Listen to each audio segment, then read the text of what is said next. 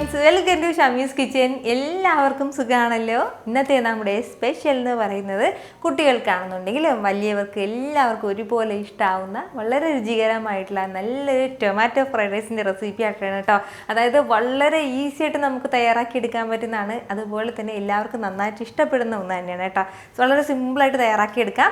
അപ്പോൾ ഇതിൻ്റെ ഡീറ്റെയിൽസ് ഒന്നും മിസ്സാകാതിരിക്കാൻ വേണ്ടി എല്ലാവരും ഒന്ന് സ്കിപ്പ് ചെയ്യാതെ കണ്ടേക്കണം. കൂടെ തന്നെ ഈ വീഡിയോ ഒന്ന് ലൈക്ക് ചെയ്യാനും നമ്മുടെ ഷമീസ് കിച്ചൻ ചാനൽ ഇതുവരെയും സബ്സ്ക്രൈബ് ചെയ്യാത്തവരാണെന്നുണ്ടെങ്കിൽ പ്ലീസ് ഒന്ന് സബ്സ്ക്രൈബ് ചെയ്തേക്കണം.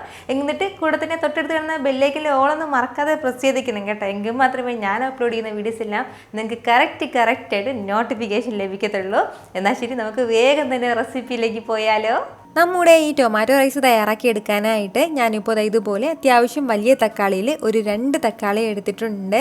അപ്പോൾ 1 കപ്പ് അളവിലാണ് ഞാനിപ്പോൾ അരി എടുക്കുന്നത്. അതിനാണ് ഈ 2 തക്കാളിയുടെ ആവശ്യം. അധികം പുളിയില്ലാത്ത തക്കാളി നോക്കിയെടുക്കാൻ വേണ്ടി പ്രത്യേകം ഒന്ന് ശ്രദ്ധിച്ചേക്കണം.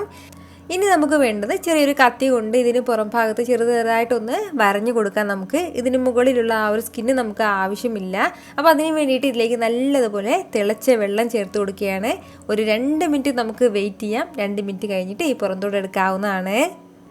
ഇതിപ്പോൾ ഒരു 2 മിനിറ്റോളം ആയിട്ടുണ്ട്. അത്രയും സമയം കൊണ്ട് തന്നെ ഈ തക്കാളിയുടെ പുറത്തുള്ള ആ ഒരു സ്കിന്നെല്ലാം ഇതുപോലെ ഒന്ന് ഇളകി നിൽക്കും. അപ്പം നമുക്ക് ഈസി ആയിട്ട് തന്നെ ഇളക്കി എടുക്കാവുന്നതാണ്. ഈ ഒരു രീതിക്ക് 2 തക്കാളിയുടെയും സ്കിന്നെല്ലാം ഒന്ന് റിമൂവ് ചെയ്ത് കഴിഞ്ഞാൽ പിന്നെ ഇനി നമുക്ക് ഇതൊന്ന് മിക്സിയുടെ ജാറിലേക്ക് മാറ്റിയിട്ട് നന്നായിട്ടൊന്ന് അരച്ചെടുക്കണം. അപ്പോൾ വെള്ളം ഒട്ടും തന്നെ ചേർക്കാതെ വേണം അരച്ചെടുക്കാനായിട്ട്. തക്കാളിയെല്ലാം ഇതുപോലെ നല്ല സ്മൂത്തായിട്ടൊന്ന് അരച്ചെടുത്തിട്ടുണ്ട്. അപ്പോൾ ഇനി നമുക്ക് വേണ്ടത് ഒരു കുക്കറൊന്ന് നമുക്ക് അടുപ്പത്തേക്ക് വെച്ച് കൊടുക്കാം. അതൊന്ന് ചൂടായി വരുമ്പോഴത്തേക്കും അതിലേക്ക് നമുക്ക് ഇതുപോലെ 1 ടേബിൾ സ്പൂൺ അളവിൽ നെയ്യ് ചേർത്ത് കൊടുക്കാം. അതുപോലെ തന്നെ 1 ടേബിൾ സ്പൂൺ അളവിൽ സൺഫ്ലവർ ഓയിലും കൂടി. എണ്ണ ഒന്ന് ചൂടായി വരുന്ന സമയം പിന്നെ വേണ്ടത് ഇതുപോലെ ഒരു 3 ഏലക്കയും ചെറിയ പീസ് അളവിൽ 2-3 പീസ് അളവിൽ കറുവാപ്പട്ടയും ഒരു 3 ഗ്രാമ്പൂവും എടുത്തിട്ടുണ്ട്. അതിലേക്കൊന്ന് ചേർക്കാം.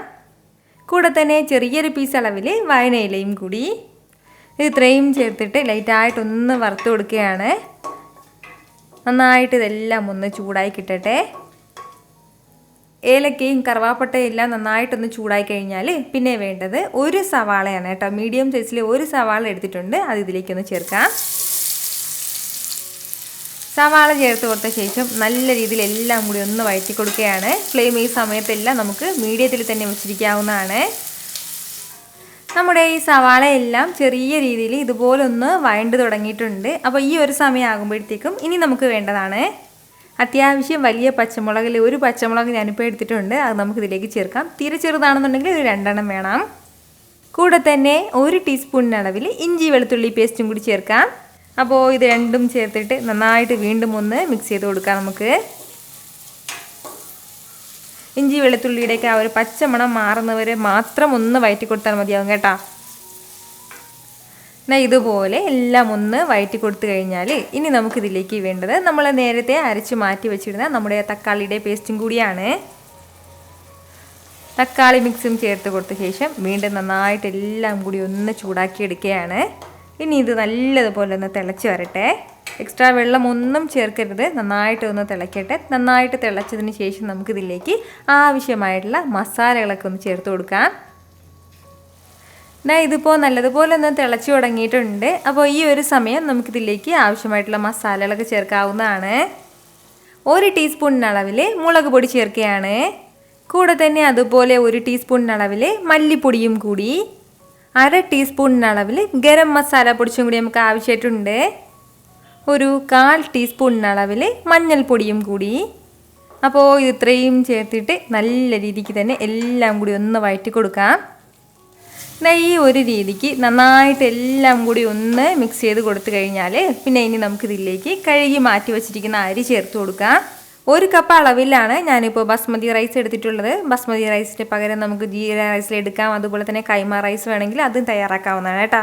അപ്പോൾ നന്നായിട്ട് ഒന്ന് കഴുകി വൃത്തിയാക്കി എടുത്തിട്ടുണ്ട്. നമ്മളിപ്പോൾ ഏത് കപ്പിലാണോ അരി അളന്നെടുക്കുന്നത് അതേ കപ്പിൽ തന്നെ നമുക്ക് ഇതിലേക്ക് വെള്ളവും വെക്കേണ്ടതായിട്ടുണ്ട്. അതൊന്ന് പ്രത്യേകം ശ്രദ്ധിച്ചേക്കണം. അരി ചേർത്ത് കൊടുത്ത ശേഷം നന്നായിട്ട് ഇതെല്ലാം കൂടി ഒന്ന് മിക്സ് ചെയ്ത് യോജിപ്പിച്ച് കൊടുക്കാം. ഫ്ലെയിം ഈ സമയത്തെല്ലാം നമുക്ക് മീഡിയത്തിൽ തന്നെ വെച്ചിരിക്കാവുന്നതാണ്.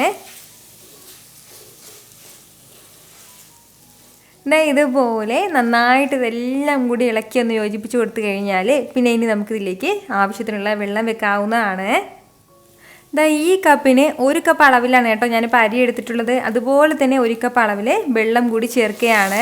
നമ്മുടെ തക്കാളിയിൽ അത്യാവശ്യം വെള്ളം ഉണ്ടാവും. അതിൻ്റെ പേരിൽ കൂടുതൽ വെള്ളം നമുക്ക് ഇതിലേക്ക് ആവശ്യമായിട്ടില്ല.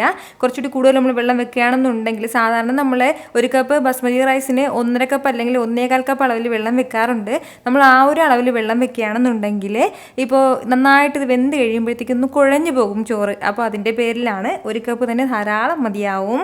നമ്മൾ ഈ തക്കാളിയുടെ പേസ്റ്റൊക്കെ ഒന്ന് വഴറ്റിയെടുക്കുന്ന സമയത്ത് ആ തക്കാളിയിലെ വെള്ളം കംപ്ലീറ്റ് ആയിട്ട് വറ്റിപ്പോവുകയാണെന്നുണ്ടെങ്കിലോ അല്ലാന്നുണ്ടെങ്കിൽ നല്ല വേവുള്ള അരിയാണെന്നുണ്ടെങ്കിലോ മാത്രം ഒരു 1/2 കപ്പ് അളവിൽ കൂടി നമുക്ക് എക്സ്ട്രാ വെള്ളം ചേർക്കാവുന്നതാണ്.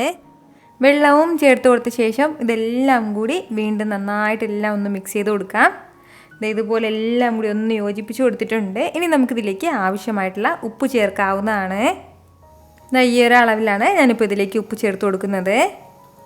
കൂടെ തന്നെ കുറച്ച് മല്ലിയിലയും പുതിനയിലയും കൂടി ചേർത്ത് കൊടുത്ത ശേഷം വീണ്ടും നന്നായിട്ട് ഇതെല്ലാം കൂടി ഒന്ന് മിക്സ് ചെയ്ത് യോജിപ്പിച്ച് കൊടുക്കാം. ഇതുപോലെ എല്ലാം കൂടി ഒന്ന് ഇളക്കി യോജിപ്പിച്ച് കൊടുത്തിട്ടുണ്ട്. ഇനി നമുക്ക് വേണ്ട എന്താണെന്ന് വെച്ചാൽ ഫ്ലെയിം ഇത്രയും സമയം ഒന്ന് മീഡിയത്തിലാണ് ഉണ്ടായിരുന്നത്.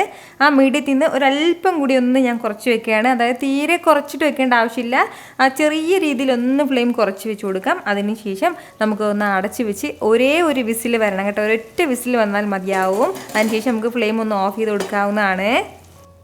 എന്നാൽ ശരി, ഈ ഒരു കുറഞ്ഞ ഫ്ലെയിമിൽ ഇരുന്നിട്ട് ഒരു വിസിൽ വരട്ടെ.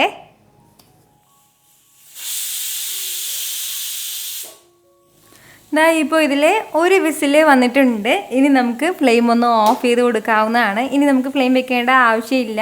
ഇനി നമുക്ക് വേണ്ടത് ഇതിലെ കംപ്ലീറ്റ് പ്രഷറും ഒന്ന് പോകണം. ഏകദേശം ഒരു 15 മിനിറ്റ് നമ്മളിതിങ്ങനെ തന്നെ വെച്ചിരിക്കണം കേട്ടോ. അതായത് ഒരു 5 മിനിറ്റ് കൊണ്ട് തന്നെ ഇതിലെ പ്രഷർ കംപ്ലീറ്റ് ആയിട്ടും പോകും. എങ്കിലും ഒരു 10 മിനിറ്റ് കൂടി നമ്മൾ എക്സ്ട്രാ ഒന്ന് അങ്ങനെ അടച്ച് വെക്കണം. അത്രയും സമയം കൊണ്ട് തന്നെ നല്ല പെർഫെക്റ്റ് ആയിട്ട് തന്നെ നമ്മുടെ ചോറ് റെഡി ആയിട്ടുണ്ടാവും.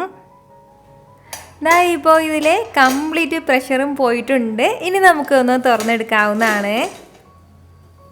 നമ്മൾ വെച്ച ചോറെല്ലാം നല്ലതുപോലെ ഇതുപോലെ പരസ്പരം ഒന്ന് മുട്ടിപ്പിടിക്കുക നല്ല പെർഫെക്റ്റ് ആയിട്ട് തന്നെ വെന്ത് കിട്ടിയിട്ടുണ്ട്. അപ്പോൾ ഈ ഒരു രീതിക്ക് എല്ലാം ഒന്ന് നന്നായിട്ടൊന്ന് വെന്ത് കിട്ടിക്കഴിഞ്ഞാൽ പിന്നെ ഇനി നമുക്കിതിലേക്ക് ലാസ്റ്റ് ചേർത്ത് കൊടുക്കേണ്ട കാര്യമാണ് ഒരല്പം മല്ലിയിലയും പുതിനയിലയും കൂടി, അതുപോലെ തന്നെ നെയ്യിൽ വറുത്തെടുത്ത കുറച്ച് അണ്ടിപ്പരിപ്പും കൂടി. നമുക്കിപ്പോൾ മുന്തിരി ചേർക്കണം താല്പര്യം ഉണ്ടെങ്കിൽ മുന്തിരി നമുക്കിതുപോലെ ഒന്ന് വറുത്ത് ചേർക്കാവുന്നതാണ്. 1 ടേബിൾ സ്പൂൺ അളവിലാണ് കേട്ടോ ഞാനിപ്പോൾ നെയ്യിലേക്ക് ഈ അണ്ടിപ്പരിപ്പ് വറുത്തെടുത്തിട്ടുള്ളത്. അണ്ടിപ്പരിപ്പും മുന്തിരിയും എല്ലാം ചേർത്ത് കൊടുത്ത ശേഷം വീണ്ടും നന്നായിട്ട് ഇതെല്ലാം കൂടി ഒന്ന് യോജിപ്പിച്ച് കൊടുക്കണം. എന്നിട്ട് നമുക്ക് നല്ല സൂപ്പറായിട്ട് ഇതൊന്ന് സെർവ് ചെയ്യാവുന്നതാണ് കേട്ടോ.